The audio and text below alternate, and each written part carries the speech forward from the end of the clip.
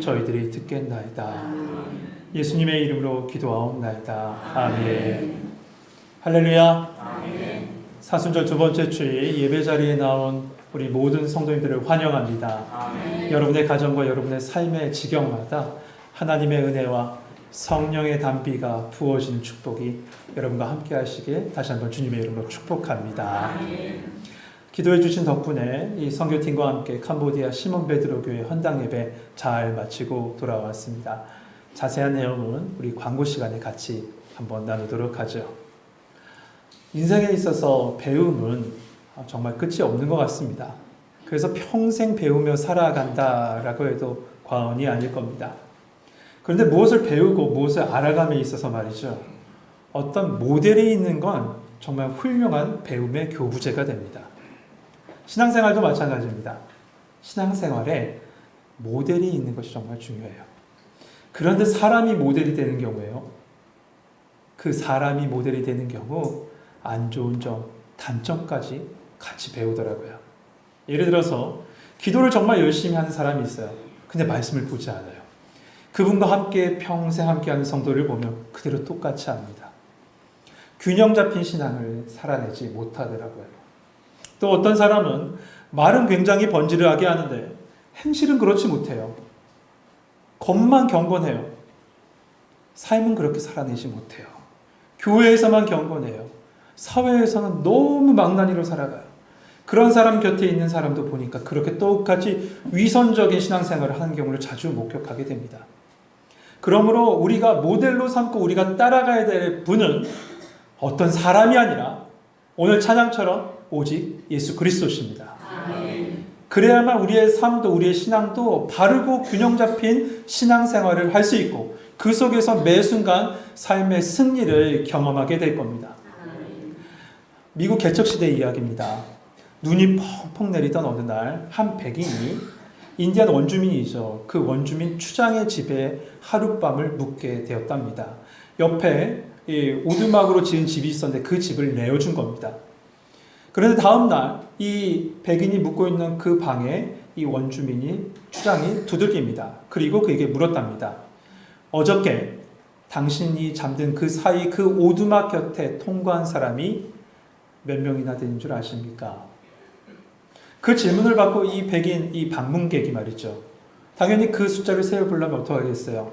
주변을 살펴야 되지 않겠습니까? 눈 덮인 그 길가를 오두막 근처를 쫙 살펴보니 단 한 사람의 발자국만 있는 거예요. 그래서 이렇게 얘기했어요. 한 사람밖에 지나가지 않았군요. 그랬을 때 추장이 이런 말을 합니다. 당신이 잠든 사이에 당신 오두막 곁에 수백 명의 인디안, 아니 이 마을 전체 인디안이 지나갔습니다. 그러면서 그 이유를 이렇게 설명해요. 인디안들은 그들이 자기가 어디로 가는지 알려지지 않기를 원할 때 추장이 제일 먼저 선두에 쓴답니다. 그리고 추장이 한 걸음 한 걸음 걸어가면 나머지 부족들은 일렬로 딱 서 있다가 그를 따라서 그의 발자국을 따라서 그의 발자국만 정확하게 밟고 간다는 겁니다. 그래서 수백 명이 지나가도 오로지 한 사람의 발자국만 남는다는 거죠. 여러분, 예수님은요, 우리의 대장이시면서 우리의 목자 되십니다. 예수님은 생명길을 먼저 가시면서 우리에게 그 발자국을 남겨놓으셨어요. 우리는 그 발자국만, 남겨진 발자국만 따라가면 됩니다. 오늘은 1월, 2월 기도와 선교의 달 마지막 시간으로 예수님의 그 기도의 발자국을 한번 따라가 보려고 합니다. 잘 따라오셔야 합니다. 잘 따라오십시오. 예수님께서 우리에게 기도의 원리를 말씀 속에서 많이 가르쳐 주셨습니다. 그 기도의 원리 중에 가장 대표적이고 가장 우리가 붙잡아야 될 말씀은 주기도문이죠. 네, 주기도문입니다. 그런데 이 주기도문을 말씀하시기 앞서 예수님은 이렇게 말씀하셨어요. 그러므로 너희는 이렇게 기도하라. 이렇게 기도하라. 그러니까 예수님께서 이렇게 기도하라라고 하신 건 분명하고 확실한 기도의 모범 답안지를, 그러니까 기도의 설명서를 우리에게 딱 주신 겁니다. 그런데 여러분, 한 가지 한번 물어볼게요. 여러분은 혹시 전자제품을 사실 때 설명서를 꼼꼼히 읽으시나요? 읽으신 분도 계시겠지만 대부분은 그냥 대충 훑은 다음에 그냥 사용하다가 모르면 옆 사람한테 물어보잖아요. 자녀들한테 핸드폰도 옆 사람 자녀들한테 물어보잖아요. 안 된다고 하면서요. 우리 대부분 그렇게 해요. 예수님께서요, 너희들 이렇게 기도하라 라고 주기도문을 딱 우리의 기도의 모범 답을 딱 보여주신 다음에 알아서 해 라고 하지 않으셨어요. 이렇게 말씀하신 후에 직접 그 기도의 모범을 몸소 보여주셨습니다. 그것이 바로 오늘 본문에 나온 겟세마네의 기도입니다. 예수님은 마지막 만찬을 마치시고 겟세마네 그 동산으로 올라가셨습니다. 그때 몇 명의 제자와 함께 했다고요? 어떻게 하셨어요? 제가 3개를 하고 있잖아요.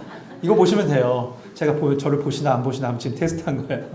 3명의 제자와 함께 가죠. 베드로와 야고보와 요한, 이 제자를 데리고 겟세마네에 올라갔어요. 그리고 예수님께서 그 제자들에게 말씀하시죠. 내가 기도할 동안에 너희는 여기 앉아 있으라. 그리고 또 그 다음 절 34절 하반절에 보니까 너희는 여기에 머물러 어떻게 하라? 깨어 있으라 말씀하십니다. 여러분, 깨어 있는 게 뭡니까? 깨어 있으라는 말씀이 무슨 뜻일까요? 깨어 기도하라는 것이죠. 맞습니다. 깨어 기도하라는 거예요. 그래서 누가복음엔 아예 이렇게 기록되어 있습니다. 누가복음 22장 40절에 보면 오늘 본문입니다. 그곳에 이르러 그들에게 이르시되 유혹에 빠지지 않게 기도하라 하시고. 기도하라. 깨어 있다는 건 기도하라는 거예요. 깨어 기도하라는 것이죠. 근데 여러분, 그 3명의 제자는 어떻게 하고 있었습니까? 깨어 있지 못했습니다. 깨어 있지 못하니 당연히 기도하지도 못하고 있죠. 이처럼 제자들은 잠들고 있었어요. 잠들어 있었습니다. 그러나 예수님은 간절히, 어느 때보다 간절히 기도하십니다. 오늘은 그 잠들어 있는 이 3명의 제자의 모습과 그 이유를 살펴보는 것이 아니라 오로지 예수님의 그 간절한 기도만 한번 집중해서 보려고 합니다. 예수님은 거대한 십자가라는 그 사건을 앞두고 뭘 하셨습니까? 기도하셨습니다. 기도하셨어요.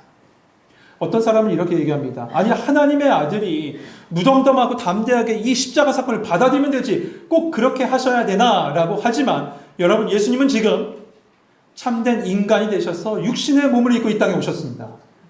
그러니 그에게 십자가는 결코 무덤덤하게 받아들일 수 있는 사건이 아니에요.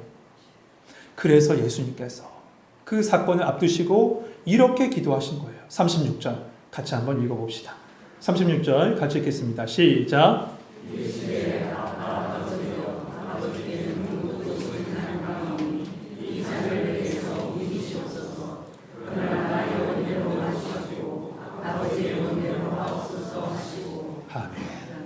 지금 예수님께서 하나님께 이렇게 기도하는 겁니다. 하나님, 이 잔을 조금 옮겨주시면 안 될까요? 예수님께서 그렇다면 여러분, 하나님께 이렇게 간절하게 이 잔을 좀 옮겨주시면 안 될까요? 하고 기도하실 정도로 피하고 싶은 이 잔은 도대체 뭡니까? 이 잔은 뭘까요? 맞습니다. 우선 이 잔은 육신의 몸을 입고 오신 예수님께서 겪으실 고난, 그 십자가의 고난을 상징합니다. 십자가는 여러분 잘 아시는 대로 인간이 당할 수 있는 가장 가혹한 형벌이라고 얘기하죠. 이 형벌은 단순히 육체적인 고통만 주어지는 것이 아니라 정신적인 고통까지 그 자리에서 동반해서 주어진다는 거예요. 이러한 고통과 고난이 이 잔이라는 이 표현 속에 담겨져 있는 겁니다. 그런데 여러분, 잔이라는 이 표현이 성경에 찾아보니 그런 표현 외에도 또 다른 표현이 있습니다. 잔이라는 게 뭐냐 하면 죄인에게 내려지는 진노와 죄의 심판을 표현할 때도 잔이라는 표현을 씁니다. 시편 75편 8절 말씀해 보니까 여호와의 손에 잔이 있어 술거품이 일어나는도다. 속에 썩는 것이 가득한 그 잔을 하나님이 쏟아내시나니 실로 그 찌꺼기까지도 땅의 모든 악인이 기울여 마시리로다. 이 말씀은 뭡니까? 심판이 악인에게 그대로 쏟아진다는 거예요. 그 심판의 잔이 그들에게 임한다는 거예요. 이처럼 예수님께서 받으신 이 잔은 뭐냐? 하나님의 진노의 잔, 하나님의 심판의 잔, 하나님의 저주의 잔을 예수님께서 받으신 겁니다. 그런데 여러분, 예수님께서 이 죄와 심판과 이 저주의 잔을 받으실 분입니까? 아니잖아요. 예수님은 죄가 없으신 분이에요. 그런데 왜 이 잔을 받으셨어요? 나 때문에요. 허물과 죄로 죽은 우리 때문이에요. 죄 없으신 예수님께서 허물과 죄로 죽을 수밖에 없는 우리를 대신해서 그 모든 죄의 짐을 짊어지시고 십자가에서 이 잔을 받으신 겁니다. 그래서 이 잔의 두 번째 의미는 저주와 심판의 잔입니다. 그런데 이 잔에 또 다른 의미가 있습니다. 그것은, 그 의미는 예수님께서 십자가에서 마지막 하신 말씀 속에 담겨져 있어요. 예수님께서 마지막 십자가에서 뭐라고 하셨어요? 엘리 엘리 라마 사박다니, 나의 하나님 나의 하나님 어찌하여 나를 버리셨나이까. 예수님의 가장 큰 고통이 뭘까요? 하나님으로부터 버림받을, 하나님과의 단절이에요. 이것은 바로 죄로 말미암아 하나님으로부터 에덴 동산에서 쫓겨났던, 하나님으로부터 떨어졌던 우리의 죄악된 모습을 나타내고 계신 거예요. 이 세상의 그 어떤 고통보다 비교할 수 없는 하나님과의 단절, 하나님과의 끊어짐, 그 하나님으로부터 버림받은 그 고통의 잔을 예수님께서 받으셨던 것이고, 이 잔을 하나님 좀 옮겨주시면 안 됩니까? 예수님 기도하신 거죠. 이 말할 수 없는 고통 앞에 예수님 뭘 하셨습니까? 기도하셨습니다. 기도하셨어요. 여러분, 세상 속에 살아가는 인간은요, 그 누구도 예외 없이 고난과 고통과 아픔을 겪습니다. 피할 수 없습니다. 여러분, 고난을 추상적으로만 생각하지 마십시오. 고통을 추상적으로만 바라보지 마세요. 고난과 고통은요, 실제적이고 우리의 일상으로 그대로 찾아와요. 그리고 고난과 고통은 한 방향으로 오지 않아요. 여러 방향으로 시차를 두고 막 찾아옵니다. 한 방향이면 일정하게 우리가 막아내면 되죠. 버티면 되지만 사방으로 막 찾아오는 고난, 그런 고난을 겪게 돼요. 그래서 고난의 문제는 사실 쉽게 접근해서는 안 돼요. 나에 대한 고난도 마찬가지지만 특별히 타인에 대한 고난을 여러분 쉽게 접근하셔서는 안 됩니다. 어설픈 위로로, 고난받고 있는 자에게 어설픈 위로로 다가갔다가 도리어 그 고난받는 자가 더 큰 고통을 당하는 걸 자주 봐요. 어설프게 위로하지 마시고 뒤에서 기도해 주세요. 그를 위해서요. 그리고 여러분이 고난당하셨다면 여러분이 먼저 스스로 예수님 앞에 나가셔야 합니다. 그 누가 대신 나가줄 기대하지 마시고 내가 스스로 예수님 앞에 나가셔야 돼요. 여러분, 우리 예수님은요, 우리의 고통을 아세요. 우리는 예수님의 고통을 모르지만 예수님은 우리의 고통을 아십니다. 왜냐하면 십자가는 모든 고통의 극치요, 고난의 극치며 바로 모든 고난 가장 깊숙한 밑바닥에 자리 잡은 것이 바로 십자가이기 때문에 그래요.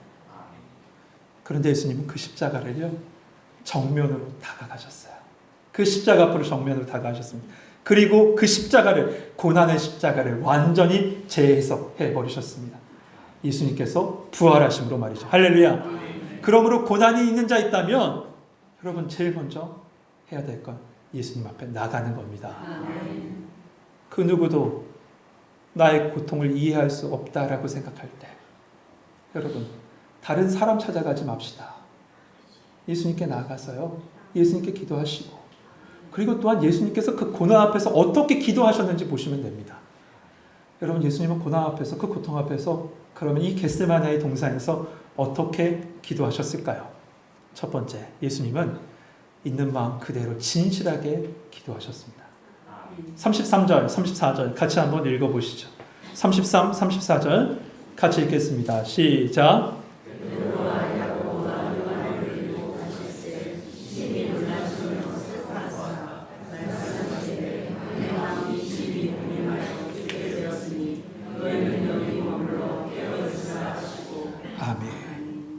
말씀을 보면 예수님의 그 마음이 그대로 보여지는 것 같습니다. 예수님께서 제자들에게 말씀하셨죠. 심히 놀라며 슬퍼하사, 또한 심히 고민하여 죽게 되었다라고 그 고통을 그대로 표현하세요. 그리고 표현된 그 고통을 가지고 예수님은 하나님께 나아가 이렇게 기도하시는 거예요. 하나님, 이 잔을 좀 옮겨주세요. 여러분, 예수님도 있는 것 그대로 다 하나님께 표현하시면서 기도하셨어요. 성도 여러분, 마음에 있는 것을 그대로 토해내는 것이 기도입니다. 예수님도 그렇게 진실하게 기도하셨어요. 시편 기도문에 보면요, 자신의 생각을 그대로, 그리고 노골적으로 이고 아주 사실적으로 그냥 표현하는 것을 자주 보게 돼요. 저희가 새벽 시간마다 저와 함께하는 그 새벽 시간마다 이 시편을 계속 말씀을 보고 있는데 그 말씀에 보니 이런 말씀이 있습니다. 하나님 그들의 눈이 어두워지게 해주세요. 하나님 그들의 허리가 항상 떨리게 해주세요. 심지어 이런 표현도 있어요. 하나님 그들의 팔을 꺾어버리시고 그 이빨을 꺾어버리세요. 하나님께 다 표현했어요. 울분을 그대로 다 토해낸 거예요. 여러분 기도는요 우리의 소원만 표현하는 것이 아니라 우리의 감정까지도 그대로 드러내는 시간입니다. 누구에게? 하나님께 말이에요. 찬송가 539장 우리 예배 전에 우리 강동희 집사님과 함께 찬양했는데 어떻게 저랑 연결됐는지 그 찬양 속에 보면 후렴 가사 이렇게 시작해요. 주 예수께 조용히 나가 내 마음을 어떻게 해요? 쏟아놓고 다 드러내는 거예요. 주 예수께 나가서 내 마음을 다 드러내는 거예요. 그러면 늘 은밀히 보시는 주님 그 은혜를 베푸시리. 여러분 기도는 마음을 진실히 하나님께 다 드러내는 시간입니다. 그 기도가 우리의 입장에서 응답을 되든지 안 되든지 하는 건 추후의 문제고요. 가장 먼저 기도는 우리의 마음을 진실하게 하나님께 드러내는 것이 중요해요. 그런데 성도님들 중에 자신의 그 심정, 그 진심을요 드러내지 않는 성도들이 계시더라고요. 여러분 사람 앞에 드러내라는 게 아니에요. 사람 앞에 드러낼 필요도 없어요. 하나님 앞에서 말이에요. 여러분 하나님 앞에서 여러분의 포장지를 벗겨버리셔야 합니다. 여러분의 삶의 신앙의 포장지를 벗겨내셔야 돼요. 왜 포장지를 꽁꽁 싸매면서 신앙생활하려고 하세요?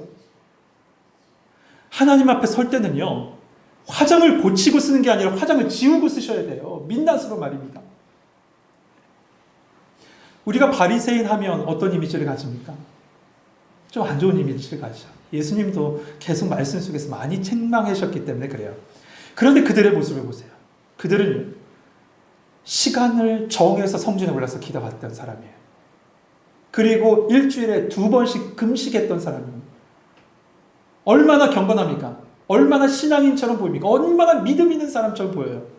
그런데 하나님께서는 그들의 기도보다 감히 성전에 올라가지도 못하고 저 먼 발치에 떨어져 땅바닥에 엎드려져서 하나님 나는 죄인입니다 하면서 가슴을 치며 통회하는 그 세리의 기도를 들으신다고 하셨어요. 그렇다면 바리새인의 기도의 문제가 뭐예요? 그렇게 진실하게 기도하는 것처럼 보이는데 그게 뭐죠?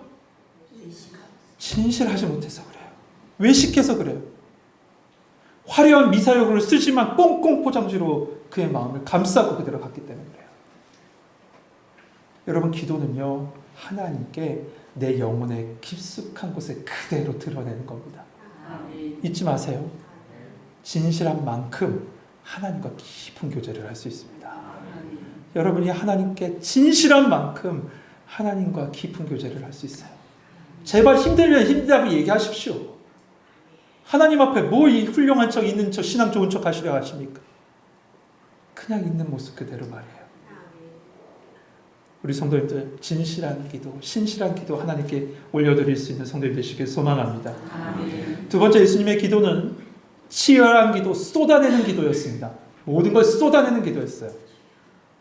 누가복음의 이 동일한 본문에 보면 예수님께서 기도하시는 모습을 이렇게 표현했습니다.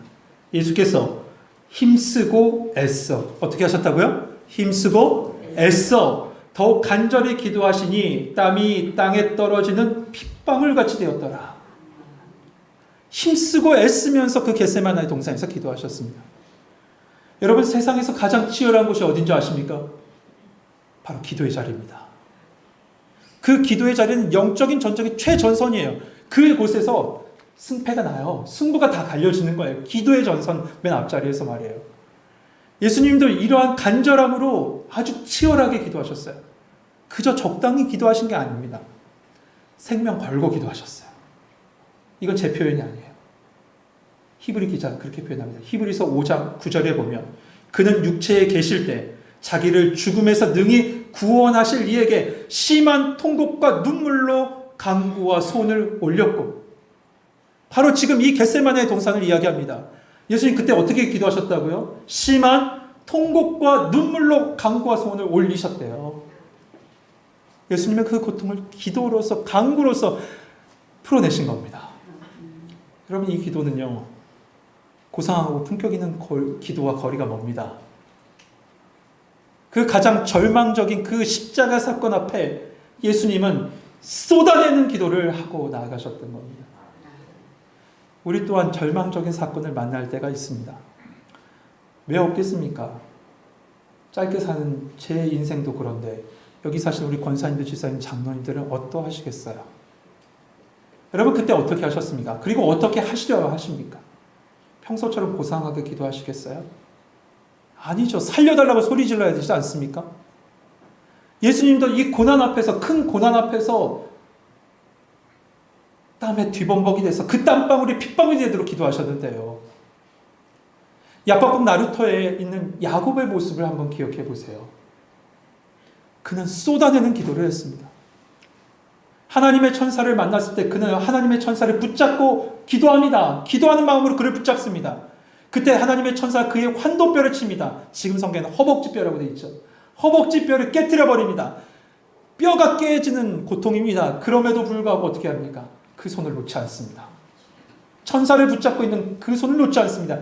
끝까지 붙잡고 기도하는 겁니다. 왜냐하면 그에게 이 기도는 죽고 사는 문제이기 때문에. 여러분 오해하지 마세요. 기도 항상 달콤하지만은 않아요. 찢어지고 찢기는 고통이 있는 게 기도예요. 그래야지만 살기 때문에. 그래서 기도의 자리가 영적인 최전선이라고, 영적인 전쟁터라고 얘기하는 거예요. 근데 그 자리에 주무시고 계시겠어요? 제자들은 그런데 이 순간에 자고 있었습니다. 예수님의 모습과 비교되죠. 분명히 같은 공간에 있고 같은 시간에 있지만 예수님은 겟세마네 동산에 그 기도를 통해서 부활 승리의 길로 나아가셨습니다. 그런데 반면에 제자들은 기도에 실패하니 이후에 실패의 길을 걷습니다. 여러분 이 제자들이 언제 회복합니까? 다시 기도의 자리에 설 때입니다. 마가의 다락방에서 모여 기도할 때입니다. 그때 성령께서 그들에게 임하셔서 다시 그의 인생이 회복됩니다. 여러분 기도의 자리에 서서 하나님께 모든 것을 쏟아내며 기도할 수 있는 성도들 되시길 소망합니다. 예수님께서 겟세마네 동산에서 기도하셨다는 건 여러 가지 이 상징적인 의미를 가집니다. 우선 이 겟세마네는 어느 동산이냐면 다윗이 울면서 기도하며 올라갔던 동산이에요. 그래서 예수님께서 그 길을 걸으셨다는 것은 예수 그리스도가 바로 다윗의 씨로 오실 메시아 되심을 이야기합니다. 그런데 또 한 가지 의미가 있죠. 겟세마네 그 단어의 뜻은 기름 짜는 곳이에요. 우리 성지순례 가신 분은 알 거예요. 그 바로 그 산은 감난산입니다. 올리브산이에요. 근데 그 올리브산에 올리브가 지금도 많이 있습니다. 그 올리브를 모아다가 그 겟세마네 그 중턱에서 기름을 짰습니다. 그곳에서 예수님께서 기도하셨다는 건 자기의 몸을 쥐어 짜시면서 땀방울이 핏방울이 되도록 쥐어 짜시면서 그 보혈로 우리를 생명으로 구원해 주시겠다는 하나님의 놀라운 메시지가 담겨져 있어요. 이번 선교여행을 준비하면서 저 또한 하나님께서 이렇게 쏟아내는 기도, 쥐어짜는 기도를 하게 하시더라고요. 선교팀과 함께 그렇게 기도했습니다. 그리고 선교 현장에 가서도요. 하루를 시작하기 전에 숙소에서 저 사모와 말씀 붙잡고요. 눈물 흘리면 진짜 뒤틀으면서 기도했어요. 일부러 밥 안 먹고 어느 적은 밥 안 먹고 일부러 기도한 적이 있어요. 저에게는 기도의 시간이 너무 중요했기 때문에 그래요. 하나님께 기도했어요. 너무 간절히 기도했어요. 울면서 기도했어요. 우리 선교팀은 모를 거예요. 그랬을 때 하나님의 인도하심을 느꼈습니다. 순간순간마다 하나님이 인도하시더라고요. 그리고 그 손길로 제 마음을 먼저 만져주셨어요. 그리고 현재에서 메시지를 딱 전하는데 메시지를 전하는 순간 하나님이 하시는구나. 그걸 느낄 수밖에 없었어요. 조금 이따 한번 보실 겁니다. 하나님이 하시는구나. 내가 아니구나. 하나님이 하시는구나. 성도 여러분, 하나님 앞에 진실이 쏟아내십시오. 여러분의 기도를 들으실 줄 믿습니다. 그런데 이런 우리의 기도의 마지막이 있습니다. 중요한 마지막이 있어요. 그건 바로 뭐냐? 순종이에요. 순종. 그래서 예수님께 배우는 기도의 마지막은 바로 순종의 기도입니다. 우리 36절 다시 한번 읽어보실까요? 36절 다시 한번 읽겠습니다. 시작.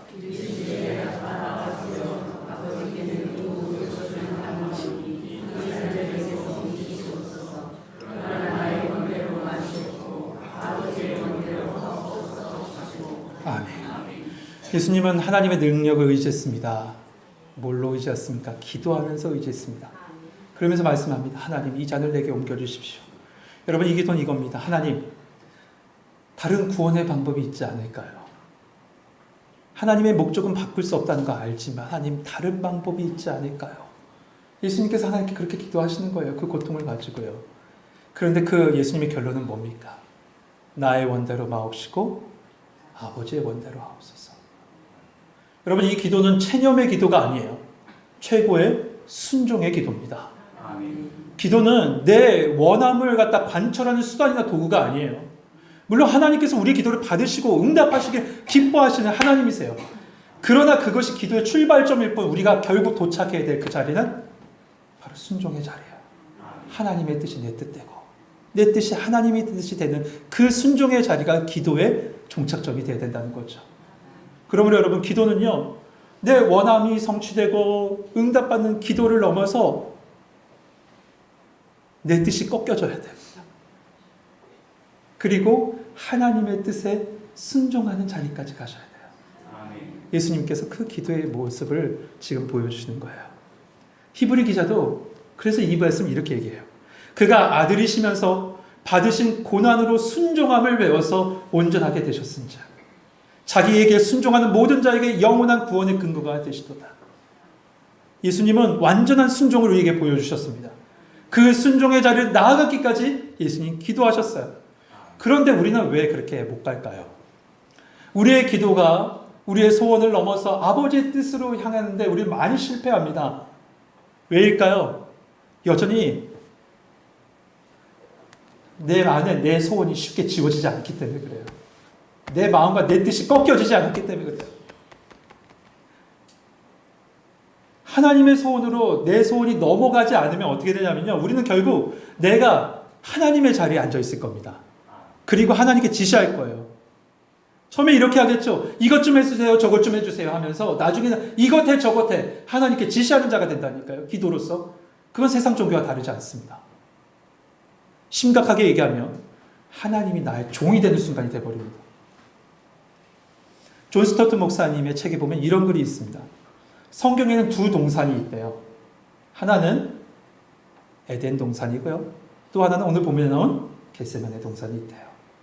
에덴 동산에서 아담과 하와는 하나님의 뜻을 거부하고 자기의 뜻을 관철했습니다. 반면에 이 겟세마네 동산에서 예수님께서는 나의 원대로 마옵시고 아버지의 원대로 하옵소서 하며 자신의 뜻 다 꺾고 아버지의 뜻 그것을 붙잡길 원하셨대요. 여러분, 지금 어느 동산에 누구와 함께 계십니까? 사랑하는 성도 여러분, 예수님의 기도의 모습 쫙 봤습니다. 잘 따라오셨습니까? 그 발자국 잘 같이 걸어오셨습니까? 기도는 진실해야 합니다. 기도는 쏟아내야 됩니다. 그리고 무엇보다 기도는 하나님의 뜻에 순종하는 자리까지 가야 합니다. 기도는 무엇을 얻는 자리가 아니라 무엇을 배우고 누구를 닮아가는 자리입니다. 그것은 바로 예수님의 순종을 배우고 예수님을 닮아가는 자리라는 거죠. 여러분, 그 자리에서 우리 모두 그 자리로 나아가셔서 기도의 자리로 나가셔서 하나님의 뜻을 알고 예수님을 닮아가는 성도이 되시길 주님의 이름으로 축복합니다. 기도하겠습니다.